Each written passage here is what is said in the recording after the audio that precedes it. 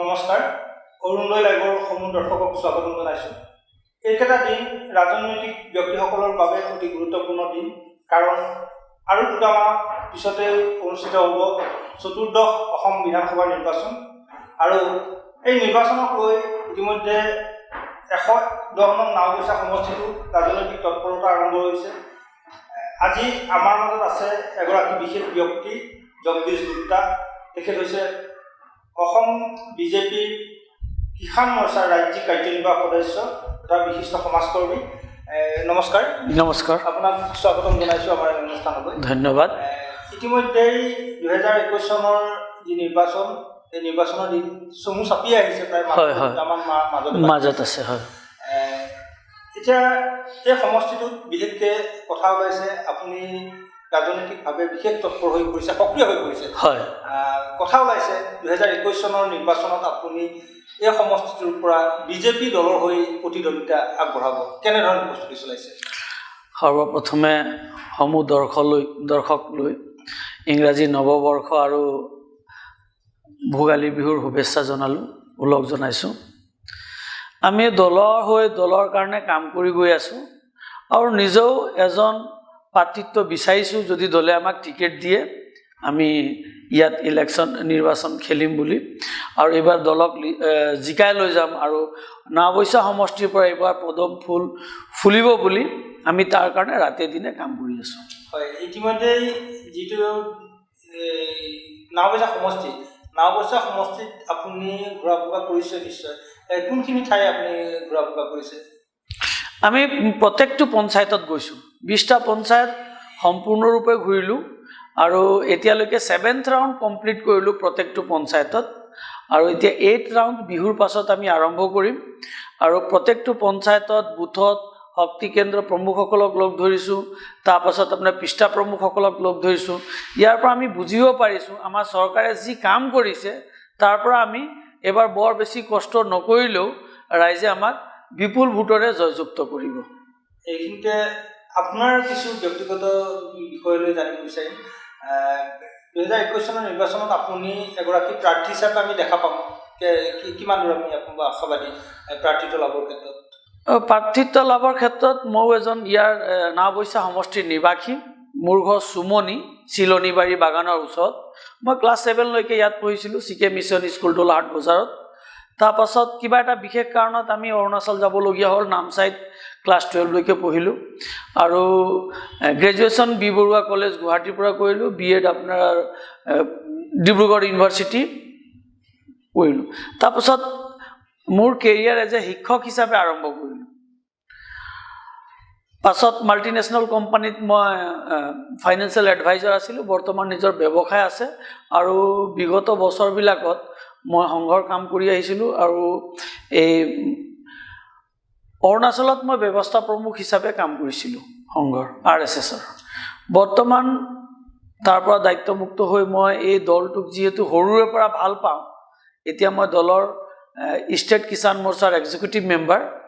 আৰু এইবাৰ ময়ো বিজেপি দলৰ পৰা নাওবৈচা সমষ্টিৰ কাৰণে প্ৰাৰ্থিত্ব বিচাৰিছোঁ। যদি মোক দলে টিকেট দিয়ে আমি জয়যুক্ত হ'ম বুলি ৰাইজৰ মাজত গৈছোঁ। ৰাইজে যি কৈছে তাৰ পৰা আমি বুজিব পাৰিছোঁ যে বিপুল ভোটৰে আমি জয়যুক্ত হ'ম নাওবৈচা সমষ্টিৰ পৰা। নাওবৈচা সমষ্টিত ইতিমধ্যে আপোনাৰ প্ৰাৰ্থিত্ব লাভৰ ক্ষেত্ৰত কিমান শতাংশ হেৰি আছে? নাই, প্ৰাৰ্থিত্ব লাভত তেনেকুৱা কোনো নাথাকে। আমাৰ যেতিয়া সময় আহিব আবেদন কৰিবৰ কাৰণে আমি আবেদনটো কৰিম। আমাৰ যি দলৰ নিৰ্দেশ, ৰাইজৰ মাজত যাব লাগে আৰু দলৰ কাম কৰিব লাগে, আমাৰ কৰণীয়খিনি আমি কৰি গৈ আছোঁ। 2021 চনৰ নিৰ্বাচনত আপোনালোকৰ এই সমষ্টিটোত বিশেষকৈ প্ৰত্যাহ্বান কি থাকিব? যিহেতুকে ইতিমধ্যে দেখা গৈছে ইয়াত এগৰাকী শক্তিশালী বিধায়ক আছে AIDF, আৰু এই যিটো সমষ্টি, এই সমষ্টিটোত বিশেষভাৱে আপোনালোকৰ এটা প্ৰত্যাহ্বান থাকিব, আপুনি নিজেও কৰিব। আপুনি শক্তিশালী বুলি ক'লে কিবা এটা কাৰণত যোৱাবাৰ আমাৰ নাওবৈচা সমষ্টিৰ ৰাইজে ভুল কৰাৰ কাৰণে AIDFৰ বিধায়কজন জিকি গ'ল। এইবাৰ আৰু সেই ভুল পুৰণাই আমাৰ ৰাইজে নকৰে আৰু সেই ভুলটো ৰিপিট নকৰিব এইবাৰ আমাৰ ৰাইজে। আৰু আমি মাইনৰিটি এৰিয়াটো ঘূৰিছোঁ। মই এতিয়া আপোনাৰ এই অনুষ্ঠানতে মই কৈ দিওঁ, 60%কৈ বেছি মাইনৰিটি ভোট এইবাৰ বিজেপিয়ে পাব। তাৰ এটাই কাৰণ আমাৰ চৰকাৰে যিখিনি ভাল কাম কৰিছে তাৰ কাৰণে পাব। আমি কথা কৈ পেলাই ভোট ল'ব নাযাওঁ, আমি কাম কৰি দেখুৱাই দিছোঁ, তাৰ পৰা ৰাইজে আমাক ইমানে সঁহাৰি কৰিছে। আৰু এটা কথা কওঁ, এই লকডাউনতে হওক বা এই 5টা বছৰত যিখিনি আঁচনি আহিলে, অকল মাইনৰিটি বা মেজৰিটি বুলি তেনেকুৱা একো কথা নাই। যিজনে হিতাধিকাৰী পাব লাগে, যিজনে উপযুক্ত মানুহ, যিজনৰ কাৰণে এই আঁচনিটো বনাইছে, তেখেতসকলে পাইছে। আৰু মাইনৰিটি মানুহ আমাক যথেষ্ট ভাল পাইছে চৰকাৰৰ কাম চাই পেলাই। আৰু তেখেত কৈছে আমি দল নাচাওঁ, বেলেগে কোনো দল নাচাওঁ, যি চৰকাৰে আমাক ভাল সুবিধা দিছে, আমাৰ জীয়াই থাকিবৰ কাৰণে বহুতখিনি সুবিধা দিছে, তাৰ কাৰণে আমি বিজেপি চৰকাৰক এইবাৰ ভোট দিম। প্ৰত্যাহ্বান বিষয়টো মই পুনৰবাৰ উপস্থাপন এইটো কাৰণে কৰিব বিচাৰিছোঁ, ইয়াতে ইতিমধ্যেই দুটাকৈ বৃহৎ ৰাজনৈতিক শক্তি একত্ৰিত হৈছে, কংগ্ৰেছ, AIDF, আৰু বৰ্তমান এই সমষ্টিটো AIDFৰ দখলত যদিও আছে। চিন্তা চৰ্চা চলিছে, কথা বতৰা চলিছে 2021 নিৰ্বাচনত এগৰাকী শক্তিশালী প্ৰাৰ্থীয়ে ইয়াত প্ৰতিদ্বন্দ্বিতা কৰিব, আৰু তেখেত হৈছে অসম প্ৰদেশ কংগ্ৰেছৰ ৰাজ্যিক সভাপতি ৰিপুণ বৰা এক ডাঙৰ প্ৰত্যাহ্বান বিজেপিৰ বাবে হ'ব, যিহেতুকে তেওঁ ৰাজ্যিক সভাপতি এটা শক্তিশালী দলৰ। আপুনি বান্দৰদেৱাৰ পৰা পহুমৰালৈকে আৰু লালুকৰ পৰা আপুনি বাঙালমাৰালৈকে আৰু যিমান আমাৰ এই নাওবৈচা সমষ্টিত আছে, আজিলৈকে মই তেখেতসকলৰ কোনো মেল মিটিং দেখি পোৱা নাই। আৰু ময়ো গাঁৱে গাঁৱে ঘূৰি আছোঁ, আমাৰ দলৰ হৈ পেলাই কাম কৰি আছোঁ। আমাৰ এই নাওবৈচা সমষ্টিত বিজেপি বাহিৰে বেলেগ দলৰ নামে পাহৰি গ'ল। আপুনি যিহেতু প্ৰত্যাহ্বান বুলি কৈছে, মই ইয়াতে এটা কথা কওঁ, নিৰ্বাচনত বা পলিটিকেল এলায়েন্সত 2+2 4 কেতিয়াও নহয়। এই অংকটো আপুনি কেতিয়াও নহয়। তাৰ উদাহৰণ আপুনি বিহাৰত চাব, UPত চাব, যেনেকৈ সমাজবাদী পাৰ্টি আৰু বহুজন সমাজ পাৰ্টি লগ লৈও MP ইলেকশ্যনত, যিটো আমাৰ জেনেৰেল ইলেকশ্যন হৈছিলে, বিজেপিক হৰুৱাব নোৱাৰিলে। ঠিক তেনেধৰণে AIDF আৰু কংগ্ৰেছো লগ লাগি আমাৰ অসমত কিবা প্ৰভাৱ পেলাব বুলি মই নাভাবোঁ। আপুনি ক'লে যে একজন শক্তিশালী প্ৰাৰ্থী আহিব, চাওক নেতা কোনে হয়, যাক ৰাইজে আঁকোৱালি লয়। আমাৰ নাওবৈচা সমষ্টিৰ বাসীয়ে বা নাওবৈচাৰ ৰাইজে কোনো বাহিৰৰ মানুহ বা কোনো বেলেগ দলৰ মানুহ এইবাৰ চিন্তাই কৰা নাই।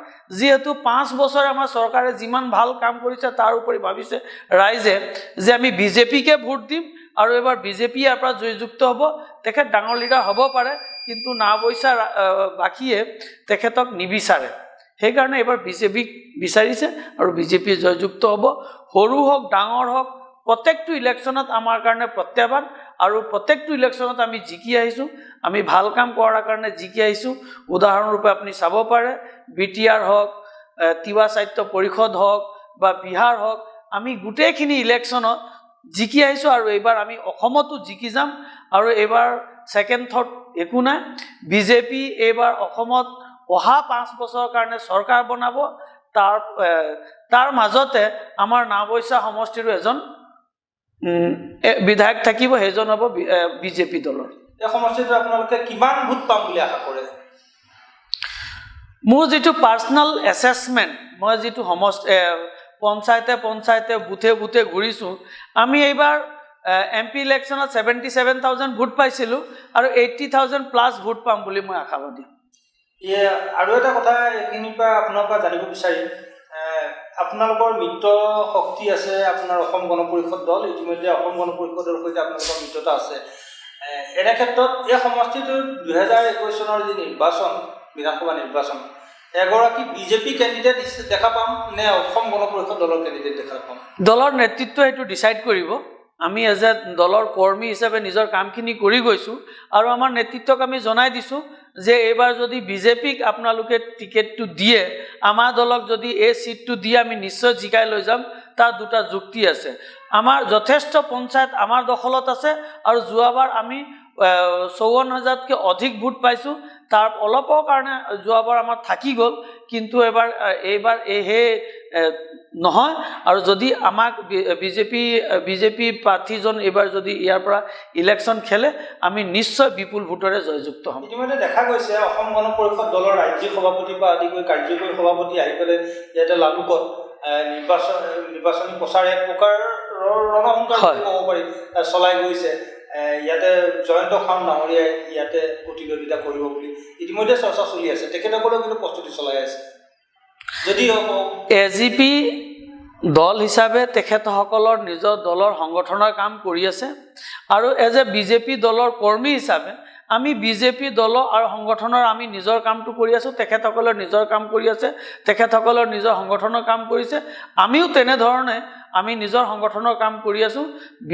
আমাৰ দলৰ নেতৃত্বই এই চিটটো আমাক দিব বুলি আমি আশাবাদী আৰু আমি বিজেপি দলৰে এইবাৰ বিধায়ক ইয়াৰ পৰা জিকিব বুলি আমি চেষ্টা কৰি আছোঁ। আৰু এইখিনিতে আৰু এটা কথা যে আপোনালোকে কৈছে ৮০,০০০ ভোট বা ৭০,০০০ ভোট লাভ কৰি আপোনালোকে জয়যুক্ত হ'ব। এইখিনিতে আৰু এটা প্ৰত্যাহ্বান মই সন্মুখত দেখা পাই আছোঁ। ইতিমধ্যে ৰাজনৈতিক মহলত এটা চৰ্চা চলিছে, দুটাকৈ নতুন ৰাজনৈতিক দলৰ উত্থান ঘটিছে। ইতিমধ্যে যিহেতুকে অসমবাসী ৰাইজৰ আৱেগ অনুভূতিক আপোনালোকে নস্যাৎ কৰি কেইবাখনো বিল ইতিমধ্যে আপোনালোকে উপস্থাপন কৰিছে। তাৰ অন্যতম কিন্তু এটা হৈছে নাগৰিকত্ব সংশোধনী আইন। তাৰ বিৰুদ্ধে কিন্তু এচাম জনসাধাৰণ কিন্তু আজিও বিজেপিৰ প্ৰতি বিতুষ্ট হৈ আছে। ইতিমধ্যে সেই বিতুষ্ট হৈ থকা লোকসকলক বা এই যে বৃহৎ এটা অংশক লৈ দুটাকৈ ৰাজনৈতিক দল জন্ম হৈছে, নিশ্চয় প্ৰত্যাহ্বান সৃষ্টি কৰিব। তেনেকুৱা একো নাই, আপুনি তাৰ কাৰণে বৰ বেছি চিন্তিত হ'ব নালাগে। এই আৰু 2 মাহ বা 3 মাহ আপুনি এপ্ৰিলৰ পাছত যেতিয়া আমি EVM-ত কাউণ্টিং হ'ব, তাৰ পাছত আপুনি ফলাফলটো নিজে চাব। তাৰ পাছত আপুনি ক'ব কোনে কিমান ভোট পায়। এনে কিবা কৈ পেলাই লাভ নাই। তেখেতসকলৰ নিজৰ দলৰ কাম কৰি আছে, আমিও নিজৰ দলৰ কাম কৰি আছোঁ। কাউণ্টিঙৰ পাছত আকৌ আমি আপোনাৰ লগত লগ হ'ম, আকৌ ইণ্টাৰভিউ দিম। সেই সময়ত আপুনি নিজে ক'ব কোনে কিমান ভাল কাম কৰিলে। তাৰ বিনিময়ত ৰাইজে চাওক, যেতিয়া আপুনি this is the beauty of democracy, চবে দল খুলিব পাৰে, তাত কোনো আপত্তি নাই। কিন্তু ৰাইজে কিমান সঁহাৰি দিছে, ৰাইজে কিমান অকুৱালি লৈছে, সেইটোৱে আচল কথা। ইলেকশ্যন খেলত মষ্ট ৱেলকাম, আহক, খেলিবও লাগে। যদি তেখেতসকলক ৰাইজে ভাল পাইছে ভোট দিব, যদি পোৱা নাই ভোট নিদিব। আৰু কাউণ্টিঙৰ পাছত আমি পামেই নহয়। তাৰ কাৰণে আমি একো ক'ব নালাগে। তেখেতসকলৰ প্ৰস্তুতি চলাই গৈ আছে, আমাৰো নিজৰ প্ৰস্তুতি আছে, আমি চলাই গৈ আছোঁ। আৰু এইবাৰ বিজেপি জিকিব বুলি আপোনাৰ একো সন্দেহ কৰিব নালাগে। আমি যিহেতু দেখিছে আমাৰ দলৰ প্ৰস্তুতি চাই পেলাই আপুনি একেবাৰে সন্দেহ কৰিব নালাগে। বিজেপিয়ে জিকিব, তাত আৰু কোনো ছেকেণ্ড থট নাই ৰাইজৰ মাজত। আৰু আমি আকৌ মই পুনৰাই কৈছোঁ যে আমি অকল কথাখিনি কোৱা নাই, আমাৰ কামৰ জৰিয়তে আমি ক'ব পাৰিছোঁ যে এইবাৰ বিজেপিয়ে এইবাৰ অসমত চৰকাৰ বনাব। এই সমষ্টিটোত, বিশেষকৈ এই সমষ্টিটোত এগৰাকী AIDF বিধায়ক আছে মামুন ইমদাদুল চৌধুৰী। তেখেত এগৰাকী এডভকেটো আছিলে বা লিখকো আছিলে, বা তেওঁ এটা গুণীজ্ঞানী ব্যক্তি বুলি বিভিন্ন সময়ত পোৱা যায়। বা এই যোৱাবাৰ নিৰ্বাচনত সেই বিশেষ গুণটোৰ কিছু গুণৰ কাৰণে তেখেতক ৰাইজে নিৰ্বাচিত কৰিলে। এই যোৱা 5টা বছৰত তেখেতৰ কেইটামান ভাল কাম বা কেতিয়াবা সমালোচনামূলকভাৱে আপুনি কৰিব পৰা যায়? তেখেতক আমাৰ সমষ্টিবাসীয়ে চিনিয়ে নাপায়, কামটো বাদে দিয়ক। তেখেতৰ সম্পূৰ্ণ নামটোৱে ক'ব নাজানে। মই প্ৰত্যেকটো মিটিঙত কওঁ, তেখেতৰ নামটো যদি সম্পূৰ্ণভাৱে শুদ্ধভাৱে কোনোবা কৈ দিয়ে মই 500 টকা দিম। আজিলৈকে মই তেনেকুৱা কোনো মানুহ নাপালোঁ মিটিঙত যে সম্পূৰ্ণভাৱে ক'ব। আমাৰ ৰাও গজেন্দ্ৰ সিং ডাঙৰীয়া সিদিনাখন ক'লে টকা 500 মোক দিবা বোলে, মই সম্পূৰ্ণভাৱে নামটো ক'লোঁ। যিহেতু তেখেতে যোৱাবাৰ তেখেতৰ প্ৰতিদ্বন্দ্বী আছিলে, তাৰ কাৰণে তেখেত ক'ব পাৰিলে। বাকী ইয়াত মানুহে তেখেতৰ নামেই নাজানে, কামটো বাদ দিয়ক। আৰু কি কয়, মই ক'বা সুধিলেও মানুহ কয় আমাৰ বিধায়ক মহিলা নে পুৰুষ তাকে চিনি নাপায়। তাৰ কামৰটো কথা বাদ দিয়ক। আৰু ইলেকশ্যন আহি আছে না, মানুহ দেখুৱাই দিব তেখেতৰ 5 বছৰ খতিয়ান যেতিয়া উলিয়াই চোৱাব নহয় কেইটা ভোট পায়। তেখেতৰ ছিকিউৰিটি ডিপজিট ফৰফিটেড হ'ব। মই ইমানেই ক'লোঁ আৰু বেছি নকওঁ। কাউণ্টিঙৰ পাছত আপুনি চাই ল'ব। এইবাৰ কিন্তু এটা প্ৰত্যাহ্বান নিশ্চয় থাকিব, কাৰণ কংগ্ৰেছ আৰু মই আকৌ কৈছোঁ আপোনাক, ৰাজনীতিত 2+2 4 কেতিয়াও নহয়। আপুনি এই কথা আপুনি লিখি ল'ব। আৰু মই এই কথা হিষ্ট্ৰী চাই পেলাই কৈছোঁ। আৰু কেইবাটা উদাহৰণ মোৰ ৰূপে আছে। মই সৰু উদাহৰণ আপোনাক UP ইলেকশ্যনত কৈ গৈছিলোঁ। 2014ত বিজেপিয়ে 73 চিট পাইছিলে। আৰু যোৱাবাৰ 2014ত 73 5 যিটো 7টা চিট আছিলে, অকল এই পৰিয়ালৰ কেইজন মানুহ জিকিছিলে। 2019ত যেতিয়া তেখেতসকলে এলায়েন্স কৰিলে সমাজবাদী পাৰ্টি আৰু বহুজন সমাজ পাৰ্টি, মুলায়ম সিঙৰ পাৰ্টি যে অখিলেশ যাদৱ পাৰ্টি আৰু কি কয় আমাৰ বহুজন সমাজ পাৰ্টি মায়াৱতীৰ পাৰ্টি হ'লেও তেখেতসকলে বিজেপি ঘৰুৱাব নোৱাৰিলে তাৰ কাৰণে মই কওঁ পলিটিক্সত ৰাজনীতিত এলায়েন্স হ'লে 2+2 কেতিয়াও 4 নহয় আৰু তেখেতৰ যি ভাবিছে যে AIDFৰ গোটেই ভোটটো কংগ্ৰেছলৈ মাৰ্জ হৈ যাব বা কংগ্ৰেছৰ গোটেই ভোটটো AIDFলৈ মাৰ্জ হ'ব এই অসম্ভৱ কথা আৰু হ'ব নোৱাৰে এইবাৰ বিজেপি চৰকাৰ হ'ব তেনেকুৱা এলায়েন্স আহি থাকে গৈ থাকে আৰু হ'বও লাগে কিন্তু আমি তাৰ কাৰণে অলপো চিন্তিত নহয় আপুনি আগতেও এই একেখিনি বিষয়ে কৈছে যি কি নহওক এতিয়া আহিছোঁ এই সমষ্টিবাসীৰ কিছু মনৰ কথা বা এই সমষ্টিবাসীৰ কিছু সমস্যাক লৈ আমি আলোচনা কৰিম ধৰি ল'লোঁ 2021 চনৰ বিধানসভা নিৰ্বাচনত আপুনি নাওবৈচা 110 নং নাওবৈচা সমষ্টিটোৰ এগৰাকী প্ৰাৰ্থী এতিয়া প্ৰাৰ্থী হিচাপে এই সমষ্টিটোৰ আগবঢ়াই নিয়াৰ ক্ষেত্ৰত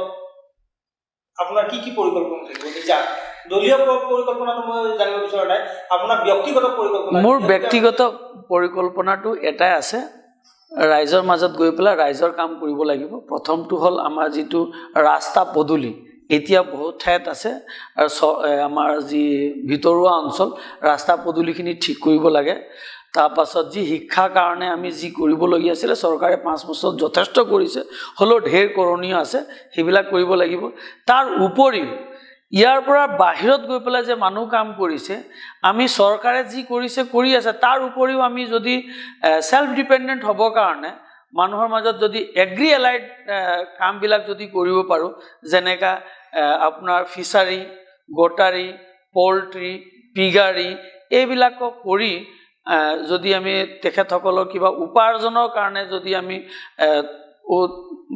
স্ৰোত বনাই দিব পাৰোঁ আমাৰ এইখিনি কামে আমি ৰাইজৰ মাজত যাবৰ কাৰণে সুবিধা কৰিব আৰু ৰাইজেও উপকৃত হ'ব নিবনুৱা সমস্যাৰ কাৰণে আপুনি কৈছে কি কয় পিগাৰী বা এনেকুৱা ধৰণৰ এগ্ৰিবেছ কিছু হয় এগ্ৰিবেছ সেই কথাখিনি ঠিকে আছে কিন্তু এই কথাখিনি খালি কেৱল নিৰ্বাচন কেন্দ্ৰিক হিচাপে থাকে আপোনালোকৰ যিখিনি আমি নহয় চাওক মই মাজতে আপোনাৰ কথা কওঁ নহয় নিৰ্বাচনী নহয় আমি কৰি আহিছোঁ ৰাইজক দেখুৱাই আহিছোঁ আৰু মই এতিয়াও কৰি আছোঁ অকল নিৰ্বাচন বুলি অহা নাই আমি কৰি আছোঁ ৰাইজক দেখুৱাই আছোঁ কৰি আছোঁ তাৰপাছত তাৰ লগত বহুতে নৱ প্ৰজন্মই লাভান্বিত হৈছে তাৰ কাৰণে মই কৈছোঁ এতিয়া আমি চাহৰ খেতি কৰি আছোঁ সৰু ঠাইত কেনেকুৱা মাছ কৰিব লাগে আমি সেইটো শিকাই গৈ আছোঁ আৰু নিজেও কৰিছোঁ নিজেও লাভান্বিত হৈছোঁ আৰু ৰাইজকো কৰিবৰ কাৰণে কৰি আছোঁ ইতিমধ্যে দেখা গৈছে আপোনালোকৰ যিখিনি আঁচনি বা আপোনাৰ ধৰি লওক এই অৰুণোদয় আঁচনিয়ে কওক বা ইতিমধ্যে স্কুটি দিয়াৰ আঁচনিয়ে কওক এইখিনি কেৱল নিৰ্বাচন কেন্দ্ৰিক মানে এটাই কথাৰ কাৰণে আমি ক'ব বিচাৰিছোঁ ইতিমধ্যে আপুনি কৈছে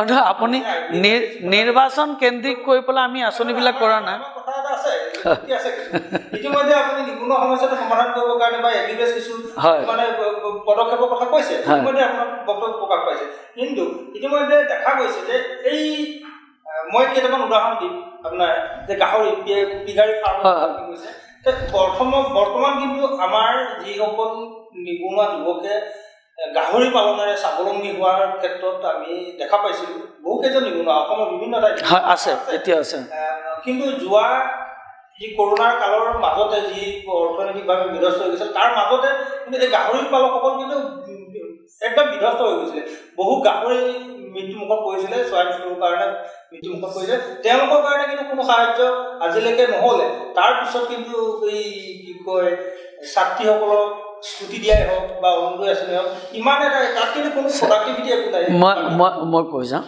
এই যে স্কুটি দিয়া হৈছে তাৰ কাৰণে এটা কথা হ'ল যে আমাৰ যি চাক আমাৰ ইয়াত পুৰুষ আৰু মহিলা পুৰুষ প্ৰধান দেশ হয় আমাৰ এইটো কিন্তু মহিলাসকলক আগবঢ়াই ল'বৰ কাৰণে তেখেতসকলক প্ৰমোট কৰিবৰ কাৰণে আৰু কি কয় এই ছাত্ৰীসকলক যি স্কুটি দিছোঁ যি ভিতৰুৱা অঞ্চলৰ ছোৱালী আছে পঢ়িবৰ কাৰণে ইচ্ছুক হওক মোটিভেট হওক তাৰ পৰা যদি আমি ফাৰ্ষ্ট ক্লাছ পাছ কৰোঁ মই স্কুটিটো পাম বুলি আশাৰে এতিয়া যি ক্লাছ 6, 7, 8ত পঢ়ি আছে তেখেতসকলেও ভালকৈ পঢ়ক আৰু যদি আমি সমাজখন যদি আগুৱাই লৈ যাব বিচাৰিছোঁ মহিলাক যদি আমি প্ৰমোট নকৰোঁ যদি আগুৱাই লৈ নাযাওঁ তেনেহ'লে আমি সমাজখনক আগবঢ়াই লৈ যাব নোৱাৰোঁ তাৰ কাৰণে কৰা হৈছে আৰু আপুনি কথা ক'লে যে নিৰ্বাচন কেন্দ্ৰিক কৰি পেলাই আমাৰ চৰকাৰে কাম কৰিছে তেনেকৈ এটাও কাম কৰা নাই গোটেই 5 বছৰ চৰকাৰ কাম কৰি আছে যি সময়ত যি উপযুক্ত হয় সেইটো কৰা যায় তাৰমানে আমি নিৰ্বাচন কেন্দ্ৰিক কৰি পেলাই কোনো কাম কৰা নাই আৰু যি ৰাইজৰ কাৰণে কৰিব লাগে